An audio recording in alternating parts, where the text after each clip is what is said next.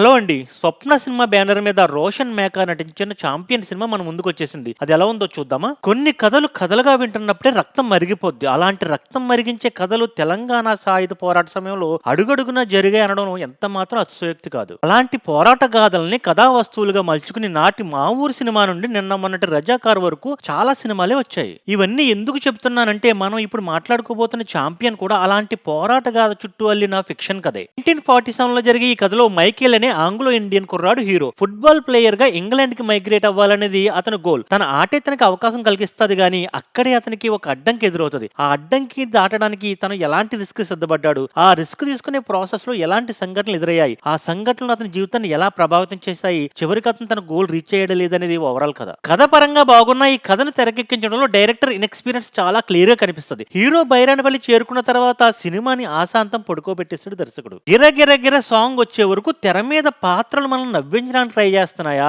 Interval bank ఒకటి plan చేసాం అప్పటి వరకు ఇలా ఏదో ఒకటి చేస్తూనే ఉంటాం అడ్జస్ట్ అవ్వండి అని చెప్తున్నాయా, నాకు అర్థం కాలేదు. ఏదైతేనే ఇంటర్వెల్ సీక్వెన్స్ మాత్రం చాలా బాగుంది. ఇక ఇంటర్వెల్ తర్వాత జరిగేది అంతా బాగుందని చెప్పలేం, బాలేదని చెప్పలేం. ప్రిడిక్టబుల్ గా అక్కడక్కడ ఓకేగా నడిచిపోద్ది. మళ్ళీ సల్లంగా ఉండాలే సాంగ్ వచ్చి ఒక మూడ్ అయితే సెట్ చేస్తుంది. ఆ మూడ్ ని కంటిన్యూ చేస్తూ హీరో ఫుట్బాల్ గోల్ కొట్టే ఫైట్ చాలా బాగుంటది. తర్వాత క్లైమాక్స్ కొంచెం మిక్స్డ్ బ్యాగ్ లా పర్లేదులే అనిపిస్తుంది. అరే ఎంతో పొటెన్షియల్ ఉన్న కథని అంత ఇంపాక్ట్ఫుల్ గా చెప్పలేకపోయారని ఫీలింగ్ అయితే వస్తుంది. ఇక ఆర్టిస్టుల విషయానికి వస్తే హీరో రోషన్ లో మంచి ఫ్రీ ఫ్లో ఉంది, తప్పక పెద్ద స్టార్ అవుతాడు. హీరోయిన్ కూడా బాగానే చేసింది. రచ్చ రవికి మంచి రోల్ పడింది, మిగతా వాళ్ళు ఓకేగా చేశారు. ఒకప్పటి హీరో నందమూరి కళ్యాణ్ చక్రవర్తి ఈ సినిమాతో రీ ఎంట్రీ ఇచ్చారండి, కానీ ఆ రోల్ కి ఆయన కంప్లీట్ గా మిస్ మ్యాచ్. ఇన్నేళ్ళైనా కూడా ఆయన యాక్టింగ్ స్కిల్స్ అలాగే ఉన్నాయంటే ఆయన కన్సిస్టెన్సీని మెచ్చుకోకుండా ఉండలేమండి. నేషనల్ అవార్డు విన్నర్ అర్చన ఒక రోల్ చేశారు, బట్ ఆ రోల్ వల్ల ఆమెకు గానీ ఆమె వల్ల ఆ రోల్ కి గానీ పెద్దగా ఒరిగింది ఏం ఉండదు.